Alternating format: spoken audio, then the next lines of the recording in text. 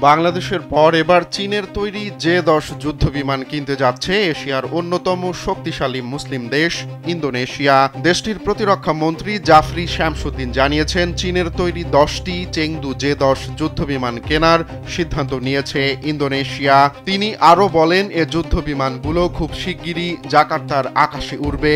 যদিও চীনের পক্ষ থেকে এখনও সুনির্দিষ্ট সময়সূচি বা সরবরাহের কোনো তারিখ ঘোষণা করা হয়নি।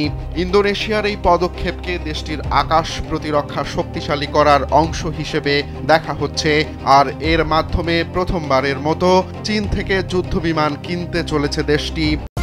নিন মজাদার গোলমার্ক পপ, ফুরমুরে বাইটে ফুরফুরে লাইফ। এর আগে ফ্রান্সের তৈরি রাফাল যুদ্ধবিমান কেনার চুক্তিও করে ইন্দোনেশিয়া, যার প্রথম লটের 3টি 2026 সালের ফেব্রুয়ারিতে পৌঁছানোর কথা রয়েছে। চীনের চেংদু এয়ারক্রাফট ইন্ডাস্ট্রি গ্রুপের তৈরি জে-10সি হল জে-10সি রপ্তানি সংস্করণ।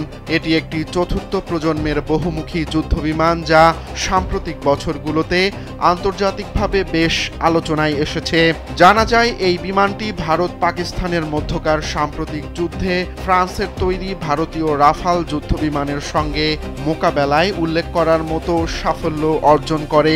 তাই ইন্দোনেশিয়ার এই পদক্ষেপ দক্ষিণ ও দক্ষিণ পূর্ব এশিয়ার সামরিক ভারসাম্যে নতুন মাত্রা যোগ করতে পারে বলে ধারণা করছেন বিশ্লেষকরা।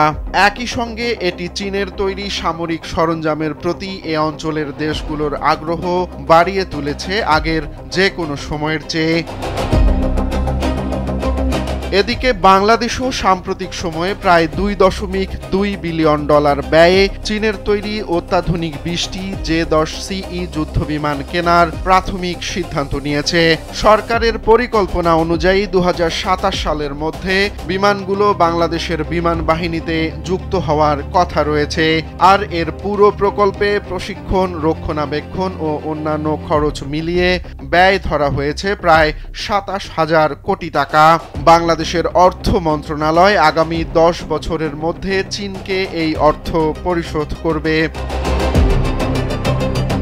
সরকারি নথি অনুযায়ী প্রতিটি বিমানের দাম ধরা হয়েছে প্রায় $60 মিলিয়ন। বাংলাদেশের বিমান বাহিনী বর্তমানে 112টি উড়োজাহাজ পরিচালনা করছে, যার মধ্যে 44টি যুদ্ধবিমান। এর মধ্যে 36টি পুরনো চীনা F-7 মডেলের। প্রতিরক্ষা বিশ্লেষকরা বলছেন, নতুন যুদ্ধবিমান কেনার উদ্যোগ বাংলাদেশের দীর্ঘদিনের পরিকল্পনারই অংশ। তবে অনেক সামরিক বিশ্লেষক মনে করেন, চীনের সঙ্গে বাংলাদেশের এ ধরনের সামরিক চুক্তির ক্ষেত্রে ভূ রাজনৈতিক পরিস্থিতি বিবেচনায় রাখা দরকার। পাশাপাশি চীনের ফ্ল্যাগশিপ এ বিমানটি পাকিস্তান, মিয়ানমার ও বাংলাদেশের পর ইন্দোনেশিয়ার বহরে যুক্ত হওয়ায় এ অঞ্চলে যুক্তরাষ্ট্র ও চীনের মধ্যকার উত্তেজনায় নতুন ভারসাম্য আনবে।